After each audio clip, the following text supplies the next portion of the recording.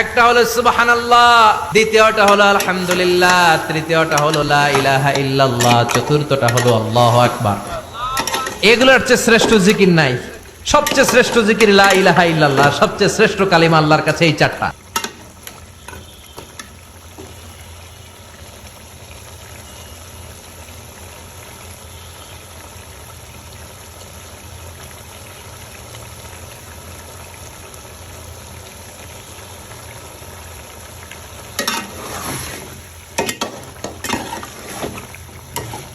আসলে আপনাকে টাকা সময় পাওয়ার জন্য না কোন দিলাম বন্ধ